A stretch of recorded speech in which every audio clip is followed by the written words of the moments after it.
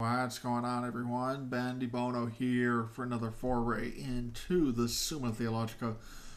We are on question 46 today, which brings us to the end of the first half of the Treatise on Creation, the production of creatures. We are looking at the beginning of the duration of creatures, and this was a tricky one, because look, it's only 3 articles long, except that Article 1 has 10 objections, and Article 2 has 8. So this one took much longer than I was planning for it to. But we'll just work our way through these. I'll probably go through these pretty quick. I'm not going to explain all of them in depth. Of course, as always, you can go back to the Summa for more information on any of them. But man, there's just so many of them here. And you kind of start to get the point after a while. So anyway, Article 1. Whether the universe of creatures always existed. Okay. So our objections. Here we go. Number 1. Before a thing exists, it is a possible being. Possible beings are potentiality and matter. Therefore, if the world began to exist, then matter must have existed before the world, which is impossible, since matter cannot exist without form. In other words, for a being to exist, it has to come out of potentiality and matter without form can't exist. Therefore, matter must have always existed with form, and creatures therefore always exist. Okay. No incorruptible things sometimes is and sometimes is not. Rather, incorruptible things always are. Many incorruptible things exist in the world, therefore they always exist and the world always existed. What is unbegotten has no beginning. Aristotle proved that matter and the heaven are unbegotten.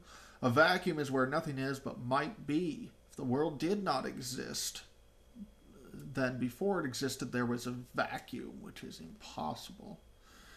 Before every movement was a previous movement, therefore movement always, I don't know what I meant there, always was.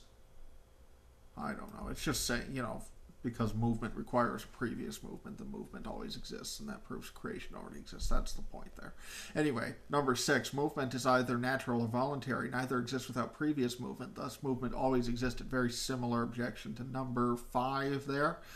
Number 7, the only time that exists is now, therefore time cannot begin or end. Thus neither can movement, since time measures movement. Number 8, God is before the world in duration. However, if that is true, then time, by which duration is measured, existed before the world, which is impossible. In other words, if time doesn't always exist, then we can't say God is before the world in duration, because that implies the measurement of time. If a sufficient cause exists, there is an effect. If there is no effect, then the cause is imperfect. God is the sufficient cause of the world. Therefore, without the world, it would seem that God is imperfect. So, since God is eternal, the world is eternal. An eternal action creates an eternal effect. God's action is his substance and therefore eternal. All right. But John 17:5 speaks of the Son and the Father existed before the world began. Okay, argument. As we've seen before, nothing but God can be eternal. Strictly speaking, nothing is necessary unless God wills that it be necessary. That gets us around the issue of, well, what about necessary beings? Well, technically speaking, God is the only necessary being. Therefore, the existence of the world is not necessary and is dependent on the will of God and didn't always exist. Okay. And now we go to the back half of these. I like when there's like 3 objections. Not that I should be complaining about the Summa. I just found, I don't know, this one, it wasn't like a brain teaser like some of the ones we had. It just got a little tedious. So I apologize for my lack of enthusiasm here. But we just got to get through it and move on to question 47. Okay. All right, objections answered. Before the world existed, it was possible for it to exist. However, that was not on account of potentiality, but on account of the power of God. So there you go. Number 2, a thing that has the power to be incorruptible cannot not be, but before it existed, it did not have the power. So before, in other words, there are incorruptible things, but before those things existed, they weren't incorruptible. So that's a nice way to dance around that one. Aristotle proved that matter and heaven were not produced by generation, but he does not prove that they were not produced by creation. Very different thing. Vacuum implies a space capable of holding a body, and no such space existed before the world. So even with objection 4, it's talking about how if there was nothing, there would just be a giant vacuum. Well, no, because the space that giant vacuum would be occupying would still imply creation. The first mover always was always in the same state, but the first movable thing was not until it began to exist. First agent is a voluntary agent. He was able to produce an eternal effect, but he did not do so. Those are kind of the movement ones. Before and after belong to time insofar as time is in motion. All right. God is prior to the world. However, he is prior not according to time, but by eternity. So terms like before, after, duration can be measured not only by time, they can also be measured by eternity. The world exists because God ordained in his world that it should be after not being. And an eternal act did not follow from God's action because God willed a temporal effect, not an eternal one. All right. Well, that's number 1. Whether it is an article of faith that the world began. In other words, what this is going after is, okay, Christians believe, Aquinas believes, that the world began. It did not always exist. Is that something we can prove? Or is that an article of faith, something that has to be accepted on faith? And once again, we have about 5 billion objections, though it is an interesting point. Okay. Keep that enthusiasm going. All right, number 1. Everything that is made has a beginning. It can be proved demonstratively that God is the effective cause of the world. Therefore, it is provable that the world began and is not an article of faith. Now remember, as we're going through this one, that Aquinas believes that the world did begin to exist. So even though he's going to argue against these objections, he agrees with their conclusion in the sense that he agrees that the world began. It's just a question of whether or not that can be proven. Okay? Number 2, it is provable that the world was made from nothing. From that we can conclude that it began. The world is the effect of God's work. Therefore, it began. It can be proved that arts developed in countries have been inhabited for certain amounts of time, and that would only be the case if the world did not always exist. Nothing can be equal to God. If the world always existed, it would be equal to God. If the world always existed, then infinite days precede the present day. It is impossible to pass through an infinite medium, and therefore, if that were true, we would never have arrived at the present. Oh no! Number 7. If the world is eternal, then generation is eternal, which would result in an infinite series of efficient causes, and Aristotle disproves this. Number 8. If the world always existed, there would be an infinite number of people who would then die and leave behind an infinite number of souls. Why? Because the soul is immortal, right? And that cannot be. He doesn't say why that can't be, but it just can't. All right. Well, articles of faith, however, cannot be proven. That the world began is said to be an article of faith. It's in our creeds, right?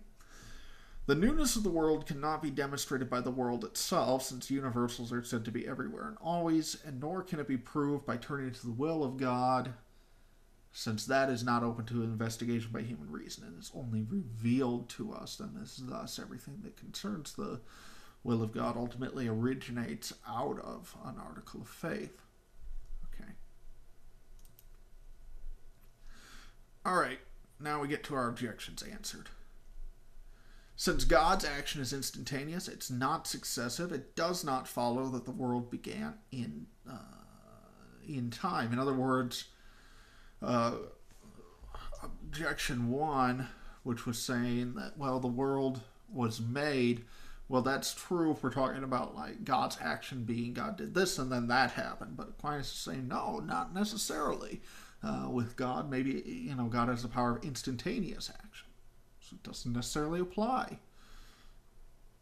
We say that the world was made from nothing, not that it was made after nothing.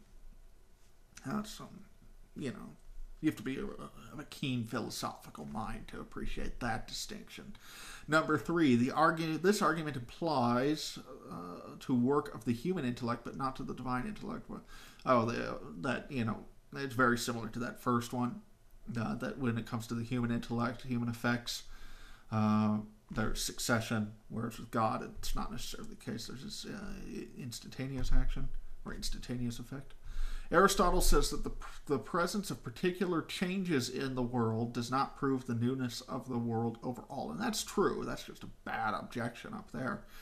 Number 5, if the world was eternal, it would not be equal to God, since God is all being simultaneously and without succession. So God would still, even if he could have made an eternal world, he didn't, but even if he had, that wouldn't mean the world was great as him or equal to him.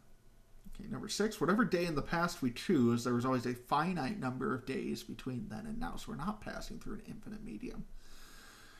Efficient causes can proceed to infinity accidentally. What he means by that is, it's kind of an interesting argument given the time frame he's writing in, because he's going to say, well, Aristotle's right that you can't have an efficient line of man begetting man begetting man begetting man, but he says, you could have this that caused that, the sun caused the earth, and then the earth caused this, and then, that caused humans. It's kind of like, he's not really arguing evolution, but it's kind of interesting to read that in light of modern Darwinism, that you could actually, get around that philosophical objection by positing a theory similar to evolution. And he goes into quite a bit more detail on that answer to the objection, if that's something you're interested in. All right, number 8, people who hold to the eternity of the world have many credible answers to this. This was the infinite number of souls problem. Number 1, they dispute the premises. They say that only one soul will remain eternally. He lists a bunch of different reasons why that might not necessarily be true. Again, he believes it's true, but it can't be proven. Okay, and finally, Article 3, which only has 3 objections, thank God. Whether the creation of things was in the beginning of time. 1, the creation of things was not in time, therefore it was not in the beginning of time. In other words, the creation of things seems to have preceded time, right? To be made requires a before and after. In the beginning of time, there was no before and after. And number 3, time is created, and it is logical to say that it was made in the beginning of itself. Well, sorry, but this argument is blown away by the 3rd word of the Bible. In the beginning, God created the heavens and the earth. There you go. When Genesis refers to the beginning, it means the beginning of time. He also lists several other side things that, according to him, that phrase in Genesis refers to. And he says that, okay, in that beginning, then, there's 4 things that are created simultaneously. There's the empyrean heaven, corporeal matter, there's time, and there's the angelic nature. They're all made at the same time. And that's going to come into play as we answer these objections. Number 1, things are said to be created in the beginning of time, not because the beginning is measured by time, but because time was created with them simultaneously. Okay, so it's not like, well, there's creation and then there's time. And so, no, it all happens at once, so it's in the beginning of time. Number 2, this applies this whole thing about before and after. That implies to making, where movement is involved in the making of a thing, but there's no movement involved with creation. I think that was in the last question 45, where he kind of talks about that. And then nothing is made except as it exists, and time is made according to a now. Time has to have a now. So, in other words, it's also illogical then to say that time is made without a beginning of time. So, just kind of, it's a bit esoteric, but yeah, the world has a beginning. It was the beginning of time, but unfortunately we can't prove that, so we take it as an article of faith. That's the sum total of this question. All right, next time, distinction of creatures. We move on to this subset of questions 47 through 49. Oh man, I'm actually excited for when we get to this discussion of good and evil here. So question 47, things in general, and then we move on to the distinction of good and evil. So that should be some very interesting stuff. Again, apologize for kind of a lack of enthusiasm on this one. I just kind of it gets a little tedious going through all those objections. Not to say they're not important. I mean, Aquinas is very, very thorough, but for us small-minded people, at least as compared to him, sometimes his intellect can be a bit taxing on the rest of us. Anyway, I'm Ben DeBone. I'll be back shortly with question 47.